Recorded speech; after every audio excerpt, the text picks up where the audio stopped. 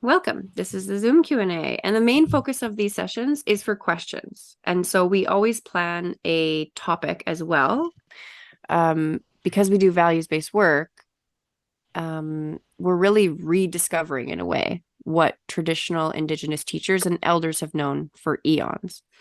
And a lot of that knowledge was stripped away through colonization and assimilation, but the wisdom endures to this day. And the learning that we're doing in values-based living um, echoes a lot of that much older wisdom. And so we do our best to contribute every day to the collective sort of healing and reconciliation of Indigenous peoples. And so we're always getting creative and trying to think about different ways we can do that better. There is a circle tomorrow, a sharing circle. It's virtual, 6 to 8 in the evening. And it's by donation, and a portion of the proceeds go towards Bear Clan Patrol in Calgary, which is a great grassroots initiative to help with crime prevention and conflict resolution in the a particular area of Calgary. So if you're interested in coming to the circle tomorrow, just send us a note. My name is Ali Ansel, co-founder of Values Based Living. I'm a mediator for maybe 10 years or something, and love doing conflict resolution stuff. A lot of my work is external conflict, and I love when I get to do more of the internal conflict stuff, because that's where everything starts. External conflict is a result of internal conflict first. So love that we get to focus on that in values-based living. Christina, what do you want to say about you? Hello, everyone. My name is Christina Morris. I am the social media coordinator for VBL. I've worked with Ali and Corrine for quite a few years before diving into VBL. So we have a good working relationship there. And I have a real big passion for inner conflict resolution. I always have. And so I definitely live and breathe VBL on a daily basis. Yeah, and Christina has taken a ton of conflict resolution and communication and leadership training and stuff too. So it's wonderful to get her thoughts and perspective on what we're up to at VBL. So happy to have Yeah, you thank you. here, Christina. Yeah. Considering the topic today too, the topic is values-based leadership. What makes a values-based leader? And there's a lot involved in leadership training and skills and stuff like that. And we're not presenting this as like this is everything you need to know. These are more like tips. They're more like, from the values lens, here are things to consider. So we're going to play around with that a little bit. But first, really want to open it up to any questions that anybody has. Gavin. I've been rattling something around in my brain here, and I'm an engineer by training, so we deal in facts. And the conversations you have about facts, that you're talking about an objective truth. And the people that are used to that seems to be used to thinking that values are an objective truth. And I've been trying to tease out in my mind that you can give a reason for your motivation, which is honest, or there's a justification, which is kind of more manipulative of if you're a decent person, you would want this too, sort of flavor to it. I'm wondering if you have any thoughts on how to identify, tease apart, and deal with people that talk about values in a non-values way, like an objective truth way, and how I don't know, how you can make that a productive conversation. Mm-hmm. Can you give an example of something that somebody might say if they're in that state of mind? Um, okay. Israel Hamas war right now. There's a whole lot of history that goes into that. If there's someone that just says, here's the one thing, therefore I am on this side, and the other side is just truly evil, it's kind of like that's highly selective and not very, it's not conducive to a good conversation. That by all means have a position, but it's not yeah, it doesn't lead to something. It seems more it's done in a way that shuts it down rather than opens up a discussion. Yes. Yeah, I love that. Wow, what a huge question, Gavin. That's a big By one. all means, take it at another time. That's a lot to think about. No, I love it. Let's play around with it. I'd love to hear what everybody thinks. Like put stuff in the chat if something comes to you, but also like let's hear what folks have to say. So this thing about when somebody approaches, and I'll say we, because I think we all do this like in different ways, when we approach something that comes up in terms of like a fundamental truth, like as simple as I went to the movies, I watched a movie, I didn't like it. It might After that, somebody might say that movie was terrible, which is a fact. They're saying it like a fact, but what they actually mean is I did not like that movie, right?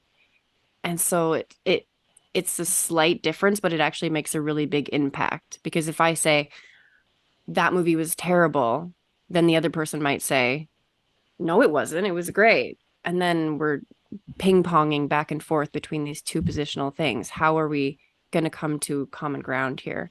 And it's a bit of hiding from my own experience. Like if I say objectively that film is terrible or objectively that political party is evil, it allows me to not have to do the vulnerable thing of expressing my own experience.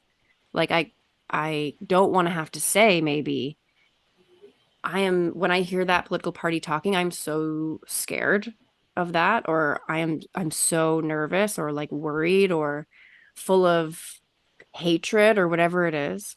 Or I even to say I did not like that movie at all is like a little bit of a vulnerable thing. And so it's I think a bit of protection when we pick the more positional, when we hide behind the fact as if it's true. And I have absolutely, Gavin, experienced in a conversation how hard it is to connect with the other person when that's the starting point. And it becomes a lot easier when that person's able to shift to more of their perspective and less about debating the fact that they believe is true. Yeah, I like that. And just to add to that, um, like just to give a visual for those who are visual like I am, speaking about the position is that objective statement. But then if you start peeling back the layers of the onion, you're getting into the whys, you're getting into the values. Why, like, why are you saying that? Is it a specific experience that you've had that kind of gets triggered? Is it just really rubbing up against something that you hold very dear? Maybe it's the value of love. Maybe that action or what the movie is about, or it really does not speak to love. It's completely opposite. There's many reasons for somebody to make a statement. But what the foundation of values-based living is really to understand your values. Why are you saying something? Why are you reacting to something? And you have to kind of to prompt people. You need to ask those questions to try and actually get to know that person at a deeper level, or even yourself. If you're wondering, why do I really hate that movie? You really need to get into some self-reflection there and ask yourself those questions too. Yeah. What do you guys think? Like when you've come through this process and asking this question, Gavin, where have you gotten around navigating when you're approached by that sort of communication style?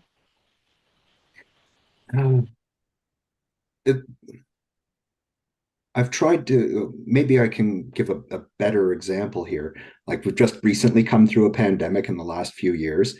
There were people that said that masks that stifle speech, no masks are bad, stifle speech. And it's kind of like, okay, well, you care about free speech. So I care about you. Therefore, I care about this issue as part of this discussion. But for me, stifling my free speech by putting a mask on. I can see that half your face is covered. You don't see the person's expression. The bandwidth for communication has been throttled. But there's something other than free speech that goes into the mix here, and it's, in my estimation, it's much more important than the slight impediment to free speech. So I've been toying around with, you care about this, okay, what else goes into the mix for this? I've been thinking of it as, you don't have to have these conversations with people, but in proportion to how much you care about the person or the relationship, you have to care about what they care about and say that that's in the mix as well. But how big of a factor is that? Yeah, I love that. Like the people that we're close to and we've chosen to invest in the relationship. Like, okay, I want to find common ground here and I want to understand where you're coming from. I love the intention behind that, Gavin. Like there are some people that we interact with that we're like, I'm not even going to touch that. That's not worth my time. But you're saying for the people who it is, I've decided it's worth my time. How do I come to common ground here?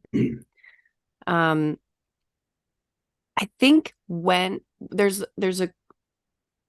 have the luxury that we don't often take advantage of a lot in conversations where when a decision doesn't have to be made at the end, we have the luxury of not needing to agree and not needing to convince the other person.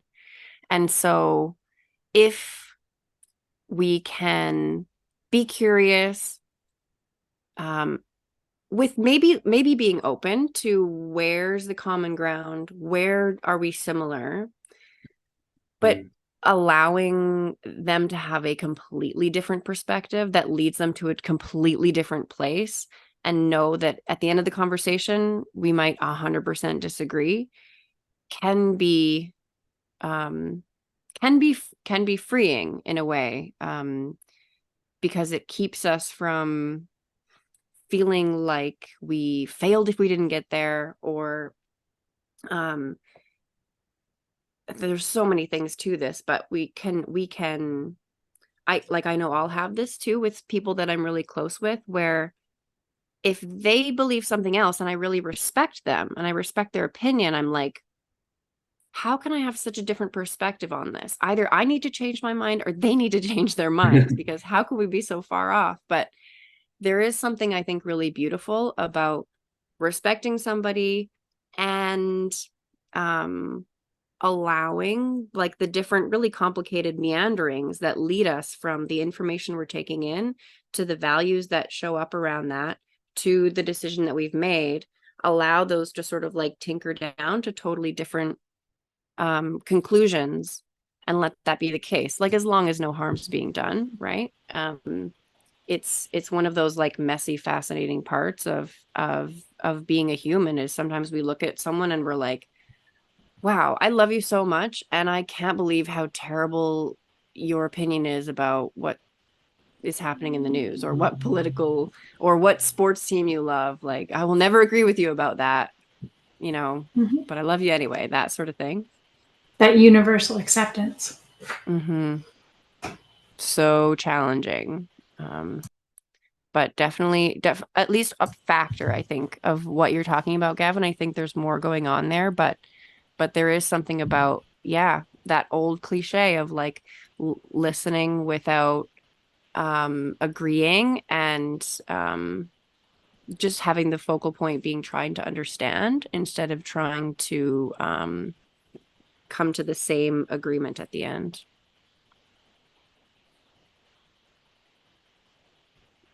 Other thoughts? Anything else coming up for folks? Yeah, Stephanie. I think it's also about, because I had a similar situation with my mum actually, and we have very different points of view on certain things. And I was very proud of myself, because old me, it would have almost attacked and there would have been like this argument, right? And new, more mature me was like, I get that. That's how you feel. That's not how I feel, and that's okay. And it was so I was like, firstly, I felt so mature and I was so proud of myself. Yeah. Secondly, I was like, she didn't know what to say. It completely took her, because what can you say to that? There's no fight anymore. I respect that's how you feel. It's not how I feel. It's not my truth. But I love you. That's yours. It's not mine. And it just completely, and I think a lot of it came from, this is just speaking for myself and like some self-reflection on it, was my willingness to do that, to not feel like, why was it so important to me that we be on the same page? And I've just been like, it's okay. We don't have to be on the same page. Just because you're my mum doesn't mean I have to have your thoughts. I have to believe what you believe. I have to have your feelings. And for the longest time, I think that's how I saw things, from like family to friends to everything. And it completely changed that no, I can have my own and we can be different. And that's fine. And as long as both of us value respecting each other, then that's fine. But if there's an issue with respecting, then there's an issue. I love that. And what you just described there is values-based assertiveness. Mm. You know, you you knew exactly how you felt, and you were able to create space for you and your mom to have those differing opinions and make it a safe space by saying it's okay. And that's exactly that's the magic of values-based living, right? Is creating that safe space to be able to express yourself deeply. And you're right, when you are able to know yourself, know your values, and express them and express your stance based on how you feel, nobody can argue with that because it's how you feel. So I love that that was an aha moment for you. Mm. And what's Yeah. really cool is like, this has taken a while though, like it's almost a year, I think. But it's actually listening to you guys, and I've done a bunch of other work too. But for the longest time, I was like, I don't know who I am and what I want. It was really scary to be in that space. Like, and I would just go along with everyone and everything. And I'd be like, I'm just like this, I don't know, sponge that absorbs and doesn't really know. And I was just like, oh my gosh, you're starting to know who you are. This is big. Yeah, you too, Kevin. Right. It's a lot of work. Relatable. Yeah. It is. So it feels so good to be like, oh, hello world. You're 38 years old. We finally know who we are. It's taken a wee while, but Here I am. yeah, it feels good. Amazing. Yeah, that's such a big thing and a lifelong process, right? For all of us to get to know ourselves deeply, regardless of what the rest of the world is doing. Not to put you on the spot, Stephanie, but do you have a sense of like something that helps you move in that direction? Like something that stands out to you as really helping you get to know yourself and what you want?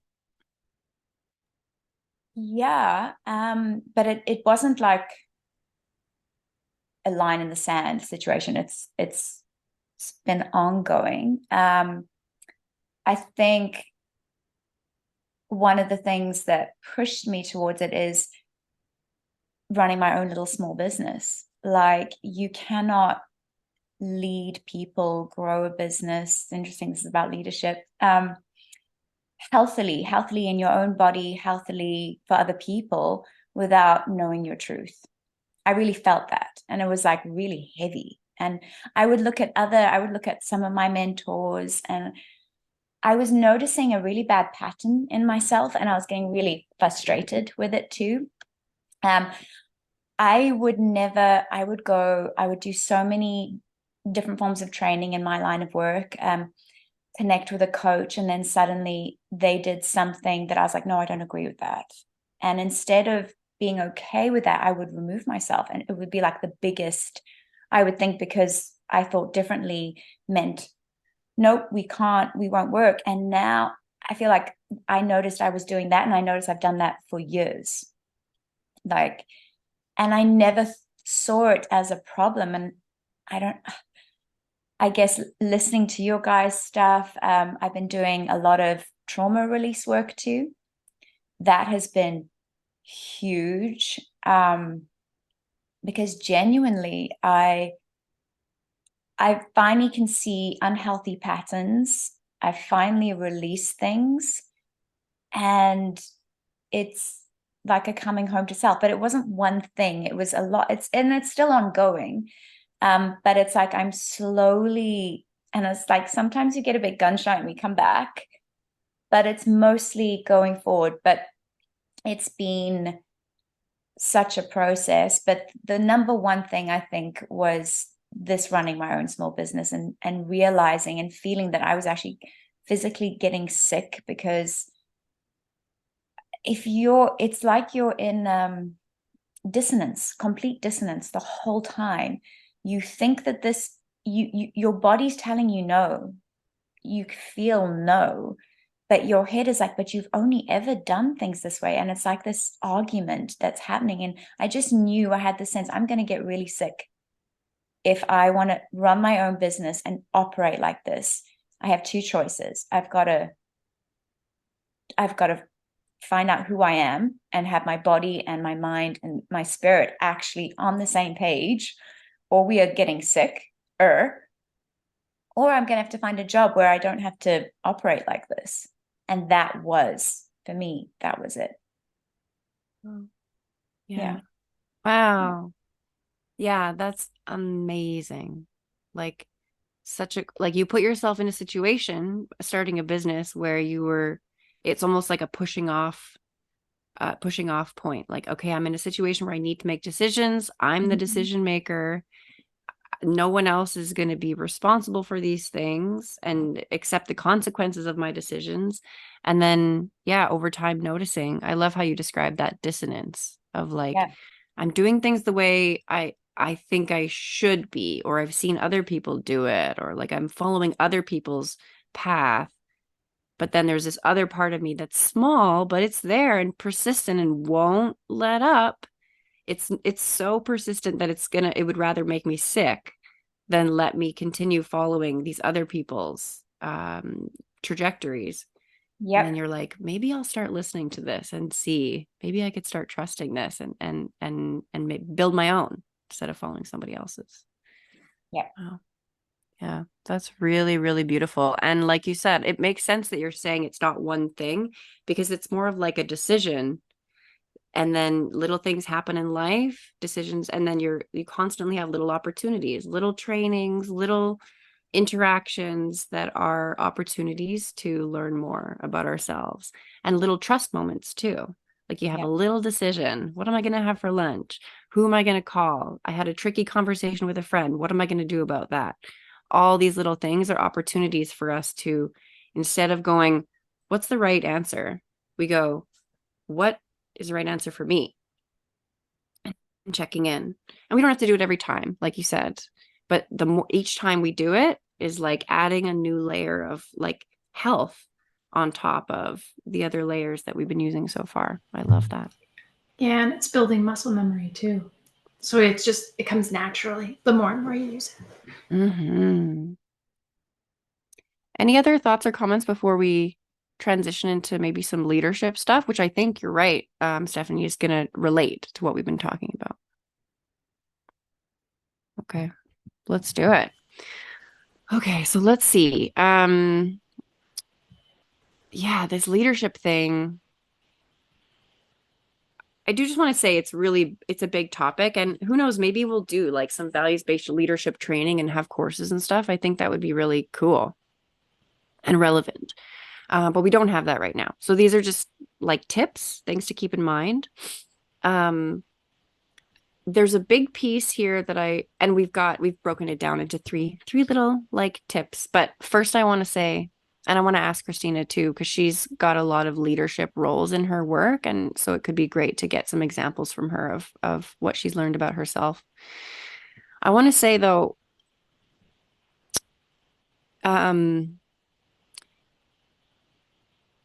this relates exactly to what you guys were just talking about around what I should be versus what I actually am. I think it's important to keep in mind that our values as leaders, which is what we're going to be talking about, is not the same as our goals as leaders. It's not about who we want to be as leaders as much as it is about who we already are. And so getting to know our values around the aspect of ourself that is a leader is not always very like, we're not always proud of the values that we have. That's a funny thing. Like, I remember when I first created my list of top values, I was like, and they look so good, and here's what my values are, and I value respect, and I value love, and those are in my values. But I also had to admit to myself, like, I value financial security, I value competence, I value belonging. These are examples for me. And I would rather not have to come back to those again and again and again. But the fact is, they're very important to me, whether I like it or not. And so similarly, when we're looking at our leadership, the version of us that is a leader, it's not necessarily about who do I want to be as a leader, although that's fun. That's a cool, fun part of it. But it's also, what do I already do? When I'm in a leadership situation, when I'm in a position of authority, when I'm being asked to make a decision on behalf of a group, for example, what do I already do? And let ourselves stay there so that we can understand our actions and our feelings and our thoughts that come up, current state. And then maybe make goals from there if you want. But those values that are underlying our current state are running the show right now. So we really need to get to know what they are. So on that note, the three pieces are very foundational VBL things. And so we'll maybe go into each of them with examples. We could start with Christina. I'd love to hear from other folks on the line too, to make it a little more relatable. But the three pieces, number one, what I just said, get to know yourself as a leader. I mean, get to know yourself in general, but as a leader. And number two, figure out how what you know about yourself translates to the decisions that you want to make, that decision-making piece. And then number three, figuring out how to express that, or how to express yourself. How do you actually say it and interact with the other people around that?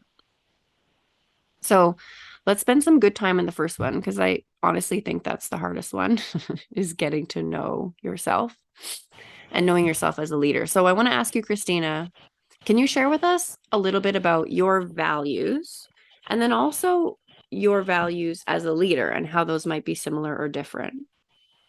Let's start. Yeah, absolutely. So for those of you who don't know, I am an executive director. I of a not-for-profit organization. I lead a team of 6 employees and 2 contractors. So it's a fairly small group, which is great. But in terms of my values, I do have quite a different palette when it comes to my private personal values as well as my professional, and some of them do intertwine. Personally, one of my top values is authenticity. Another one would be connection, love, whereas professionally speaking, authenticity, there has to be a limit, right? You do have to kind of put your personal face aside, and as you step into a leadership role, but it still comes into play.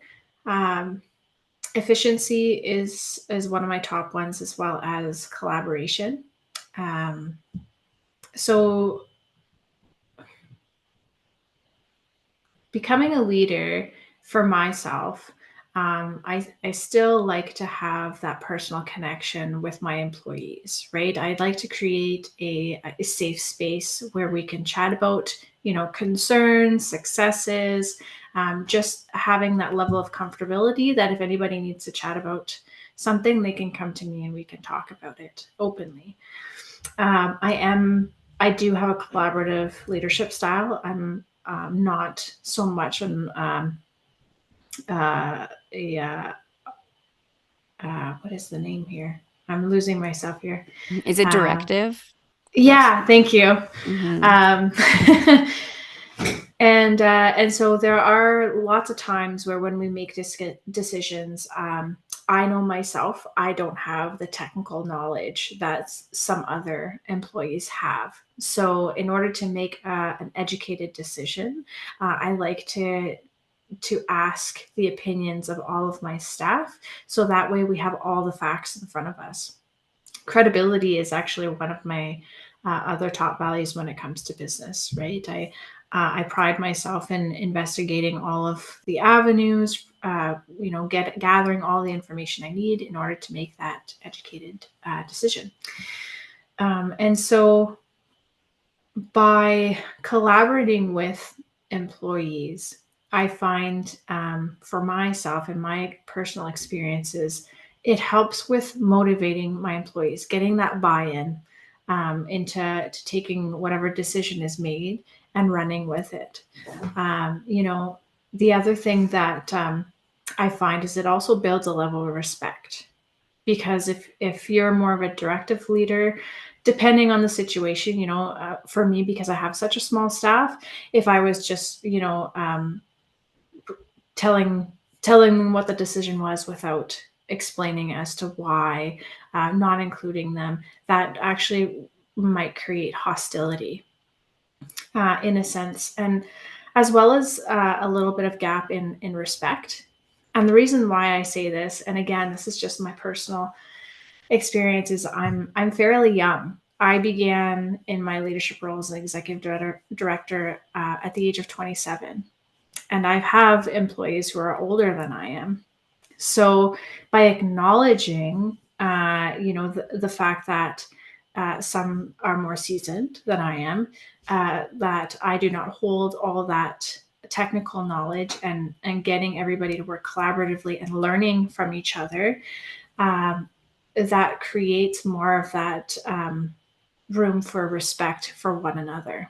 We know what each other's strengths and what each other's weaknesses are. And then we also get to know each other as well, where they know when they can come to me to seek advice, and I know when to come to them to seek advice. And I don't hold myself at a higher standard than them. However, they do know that when push comes to shove, and when a decision is made, or if I need something, they will respect me and they will do it, or, without hesitation.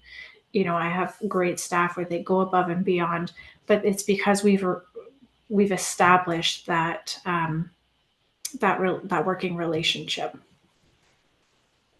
Does that answer your question? That was a lot of information. Yeah. And you mentioned a lot of values there too. And at the end there, you weren't saying this word, but it feels like there's something about trust there too. Yes. Yeah, absolutely. Thanks for pointing that out. Mm. Yeah. Yeah, trust for like knowing that you can trust your staff and knowing that they can trust you. And then you didn't really talk about this, but there's always this like internal piece too, right? Knowing, can I trust myself in this leadership role that I'm going to be able to do what I need to do here? Yeah, absolutely. And even trusting, when we're talking about that piece, I didn't really touch on this, but there's certain managers who are more micromanaging versus who are a little more to the left. And myself, I kind of like to be in the middle, right? I like to know what's going on. We do regular check-ins. Again, that collaborative piece, making sure that everybody knows where they are in the week, what they need to be working on, what are the priorities, and being able to create that distance to allow them to do their work. And as long as they know what they need to do, I can trust that they're going to get it done. And on the flip side, I also am very highly aware of burnout and the realities of burnout in the workplace. So having them trust me enough to come to me and say, I don't have capacity, I need to delegate, or I need to give something up, then we can work together and find a solution that'll work for not only the organization, but for the employee as well. Mm-hmm. Beautiful. And so, Christina, I didn't prep you for this question at all, but I'm wondering if anything comes up for you around shadow values. So, shadow values are values that kind of run the show without our knowledge or permission. Um, and the more we know, are aware of these values, the better we can get into relationship with them and sort of like give them what they need without them subverting what we want. So, um, I know you have an awareness, Christina, of your shadow values personally, but Mhm. do you have a sense of any shadowy values that you might have while you're in that leadership position? Are they the same or is there something different? Yeah, that's a really good question. I feel like competence is definitely one in my professional shadow. Anytime again, like it, and it kind of goes back to the age gap, right? Like sometimes you'll get people that'll that that will question the decision or really try and push their point. Sometimes the even though it shouldn't, right? That age gap kind of comes into play as well. Um, and by no means, I love it. Like if you disagree with what I'm saying, disagree with my rationale, disagree with the decision, I'm very curious and I'd like to try and see myself as an open book to understand it. Um, but that competence piece, almost that imposter syndrome comes in where you're like, oh, did I make that decision the right decision? Did I say the right things? Could I have done it differently? There's just all those factors that come into play, and I don't think you could be a well-seasoned manager or a leader, and this comes into play. I've had these chats with many other managers in the past as well. But yeah, just that the questioning of your integrity or questioning of your decision, or it really kind of rattles you, and then that competence piece comes in, and fortunately, there's ways to work through that, and I won't get into that right now, but yeah, I would say that competence is definitely a shadow value of mine. Yeah. Confidence shows up for me too, a lot. And in leadership, I've noticed too, like, I'll just share a little example because it's similar to what you're talking about, Christina. I was chair of a committee for a while, and it was really important to me that number one, I was seen as a competent leader, but also number two, that the committee was seen as really competent. And so I found myself over time doing a lot of the work that I should have instead of been delegating to the people on the committee, because I wanted us to be seen as really effective and really good at what we were doing. Um, but it bit me in the butt because, well, partly because I was doing more than was my role.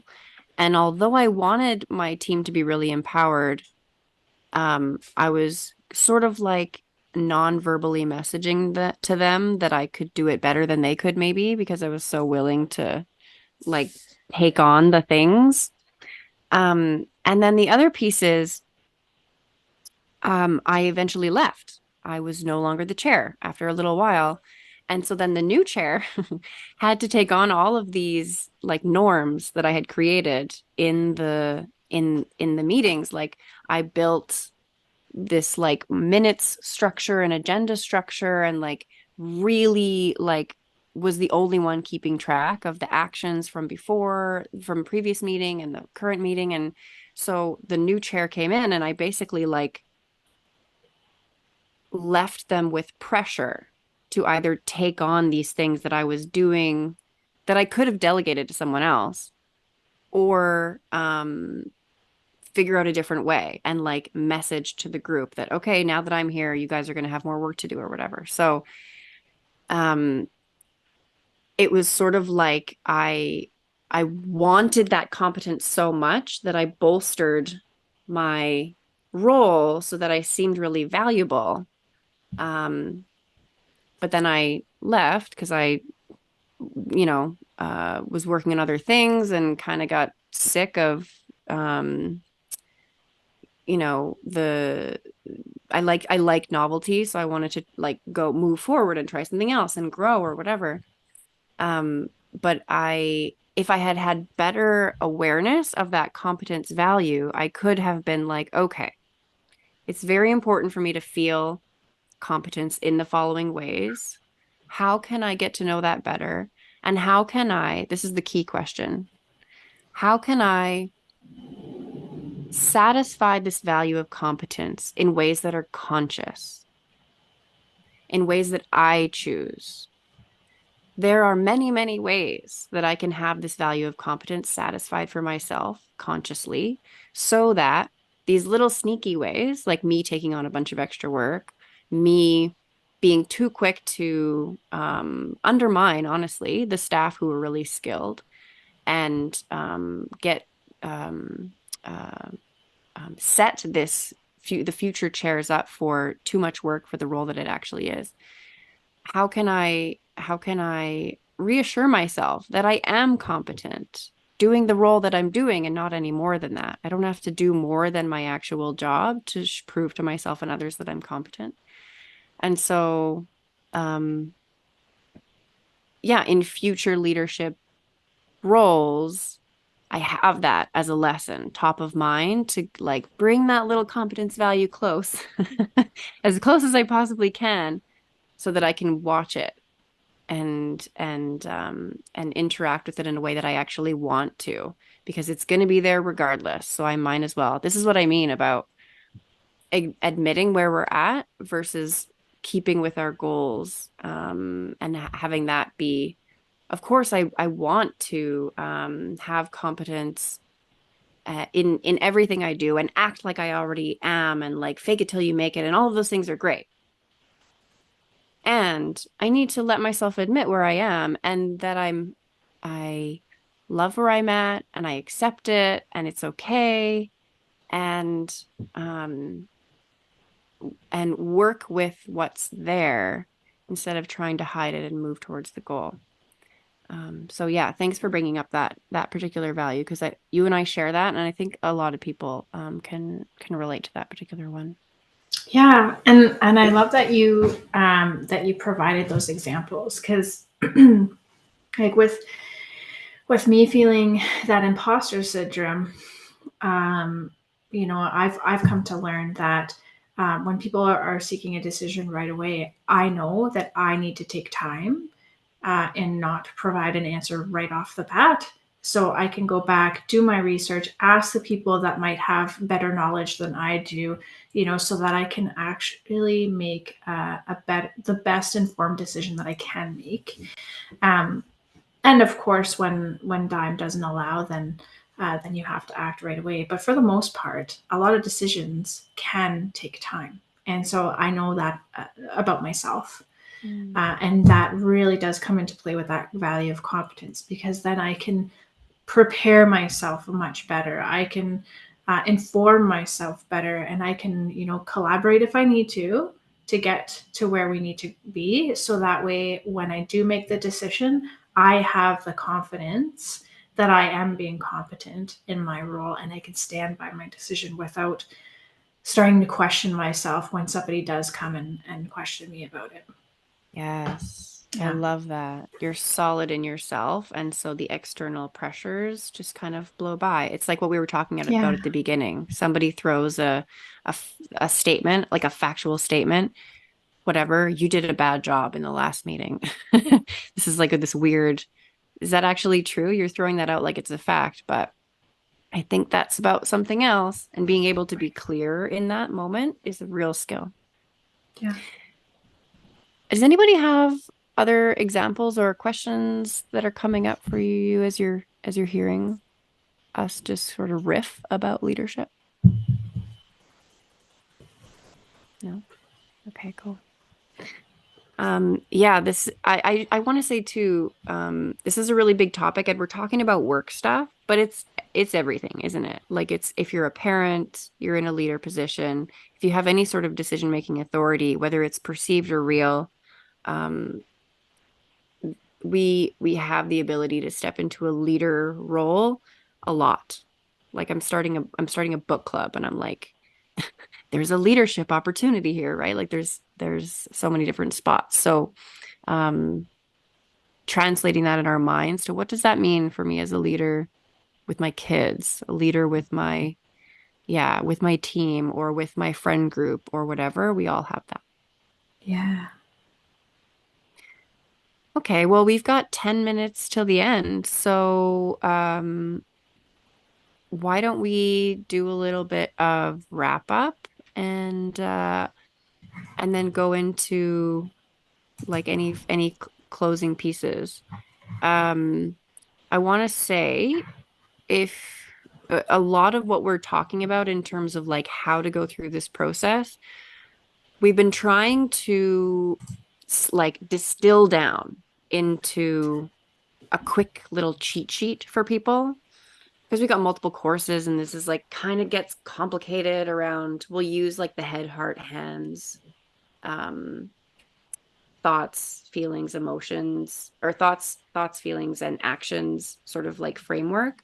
But we're thinking, how can we like distill this down to a super high level explanation?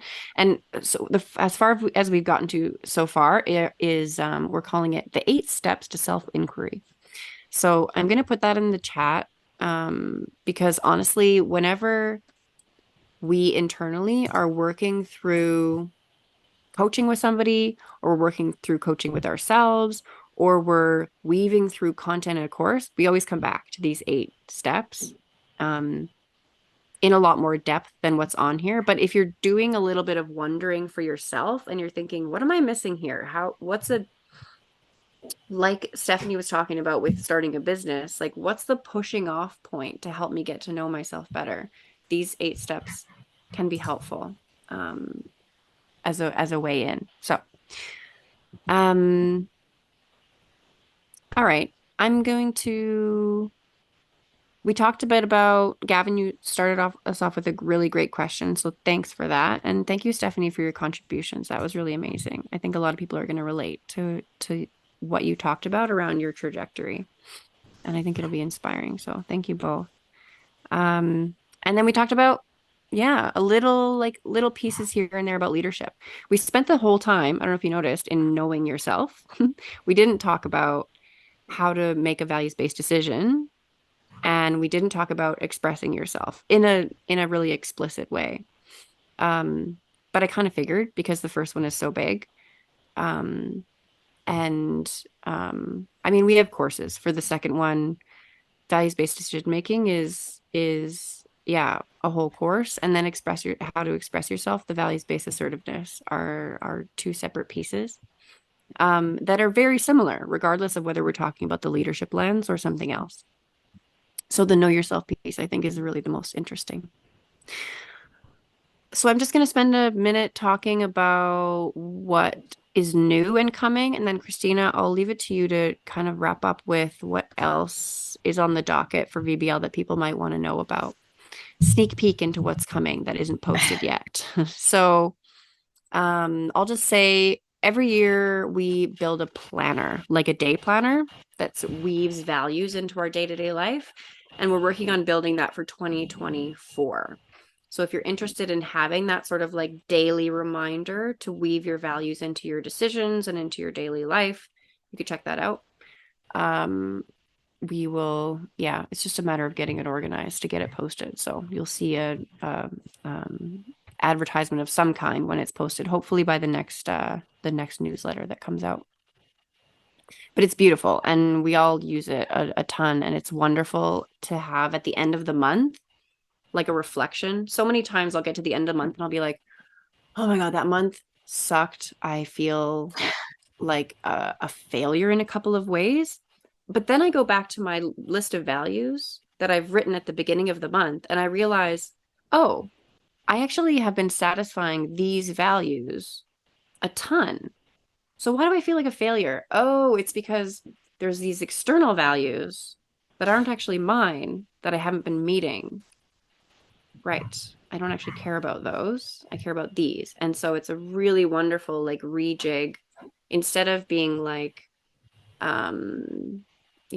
externally it seems like I should be making more money, or it seems like I should be like going on trips more, or it seems like I should be going on like moving my body more or something like that. Like, where did I get the idea that I should be doing these? And then I look at my values and I'm like, oh, meaning was one of them. I had really meaningful conversations, or competence is one of them. And I have a win maybe where I like got to know my value of competence better, and going through with that lens of success changes my perspective about how well I'm doing in life. So that's one of the reasons that I love it. Okay, Christina, what else do we have going on? So I like that you you touched on the other two tips that we were going to go through today, because in light of this, we actually have a course bundle available that has 3 courses. So we have our Know Your Values. So that would be the first topic that we talked about, is getting to know yourself. Values-based assertiveness. That's how to express yourself using those assertive statements. We kind of touched on that a little bit with Stephanie at the beginning of the meeting here. And then values-based decision making as well. So how to make values-based decisions and how to hold your ground in your decision now that you've made it based on values of yours. So that's available now on our website. I believe, Ali, correct me if I'm wrong, but that's 20% discount, right? Yeah, that's right. The bundle makes it 20% off. Perfect. So if those interest you, I highly recommend you looking into them. They are all self-paced, so you don't have to block off a whole day just to get it done. You can do it on your own time. We also have podcasts. And so for those of you who were present at last month's Q&A session, we talked about diving deeper into sharing circles. So we're going to be releasing that discussion on November 15th. And then coming up on December 1st, we have Choosing to be Child-Free, which is something that I'm really excited to hear. This was Ali and Corinne leading this podcast, and being a mother of 2, it really piqued my interest. So I can't wait to listen to that. We also have, and I wanted to touch on this, was our private Facebook group. So we are in the process of trying to build a community where people can chat about their values-based challenges, successes, share stories, get tips from each other. So if you are interested to be added to this community, it is a private community. So just let us know, send us an email, or for those of you who are here today, you can just message us through the chat and we can send you an invite. And then lastly, we also want to try and do a new thing. And before you guys leave, we have a poll that we would like for you to participate in. So there's just a few questions here. And Ali, you already got it up. Great. If you could just take the time and answer these few questions, it really helps us kind of understand if this is helpful to you, how we can potentially do better, as well as have topics that you might be interested in for us to discuss.